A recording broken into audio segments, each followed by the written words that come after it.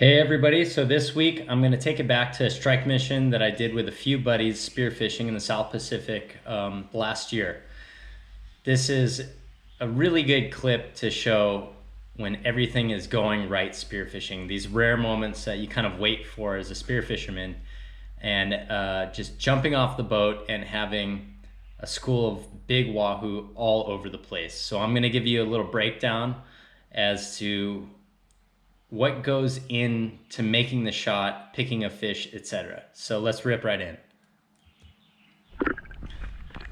So you can see I just jumped in the water and I wasn't really expecting to see all those fish right there at that time.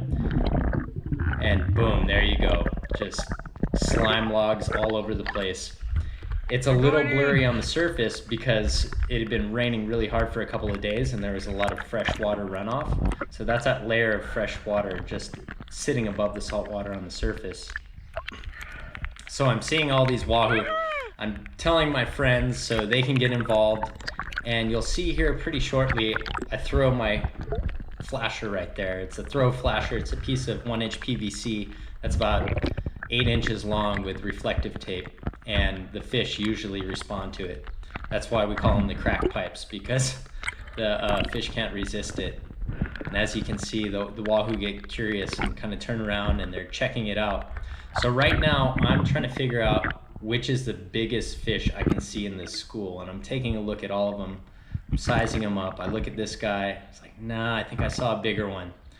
And the way to size wahoo when you're in the water and they're at different ranges is just to look at their body shape. So I'm looking for one that really has that boomerang shape, kind of, or like a banana shape, and has a hunchback to them. That's usually an indicator that it's a bigger fish, because as they get bigger, they get exponentially thicker. So I threw this piece of PVC, and as always, do your very best to retrieve it. You don't want to be leaving junk around the ocean. So I go down to retrieve my flasher, but what I'm also doing is, besides the approach near the surface with wahoo, a lot of times if you get down below them, they'll get curious and kind of come back.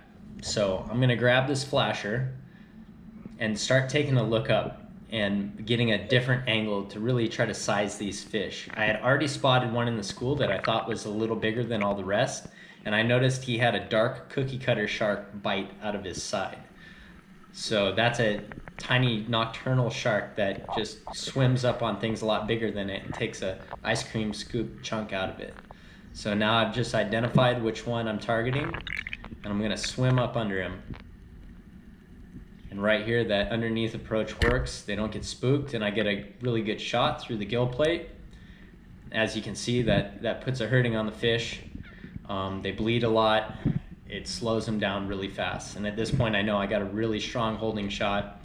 That slip tip I saw toggled all the way through the other side. So when it pulls off the shaft, I know that just the slip tip that I'm using is gonna hook in, and I don't gotta worry about it ripping out. There I'm pointing out another one, which is probably a little bigger than the one I shot to my buddies. So hopefully they get an opportunity on it. So at this point, you're just hoping this fish swims further away from the reef, because I've noticed consistently that when the fish swim towards the reef, they get torn apart by sharks a lot more often. So at this point, it's on the tag line, it's just pulling my buoy, so I'm gonna follow that around until the fish wears out. So it's essentially the same concept as rod and reel fishing, how you have drag on that. It's just gonna fight that bungee, which stretches and has some give to it, and the buoyancy of that buoy. So I'm just gonna follow and take in all the sights of these giant wahoo all over the place.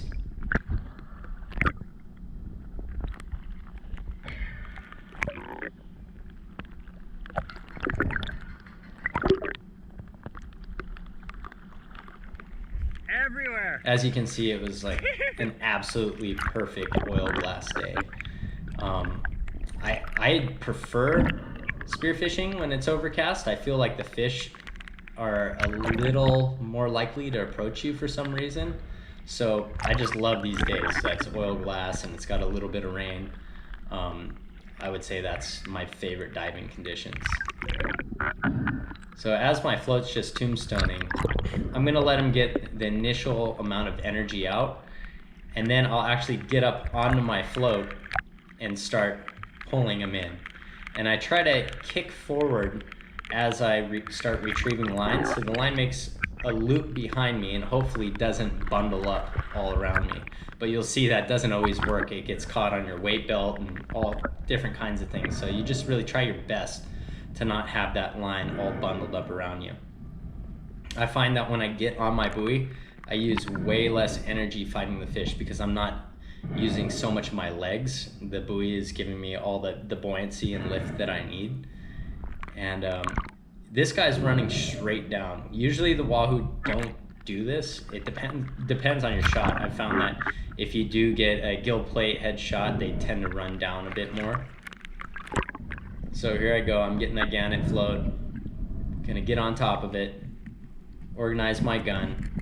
So the gun here is a 145 aim right double roller, and I'm just starting to retrieve them right now.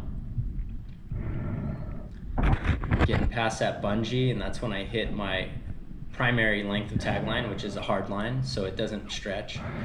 And this fish pretty much is done at this point because of that shot.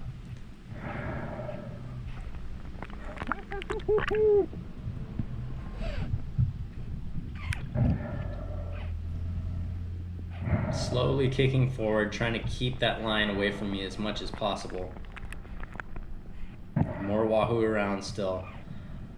I have no idea what's going on with my friends. They're probably shooting fish, and like I said, this is a rare occurrence, and we did this trip specifically to go to a big Wahoo hotspot.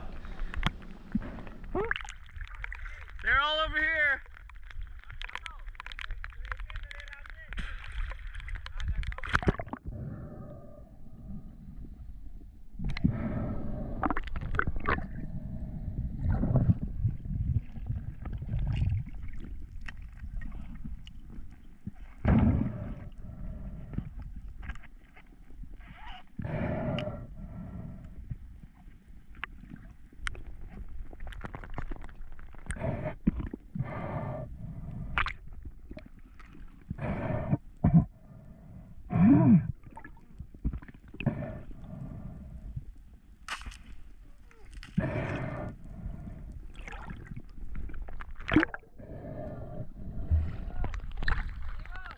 Everywhere.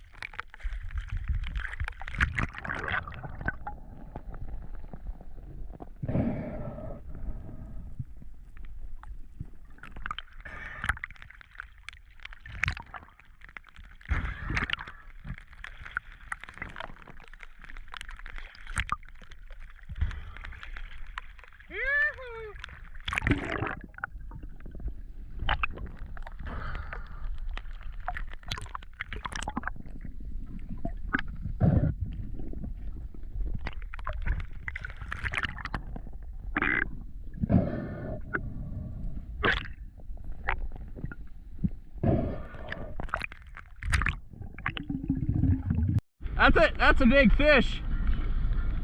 That's a real nice one. 30, 35, 32. Woohoo!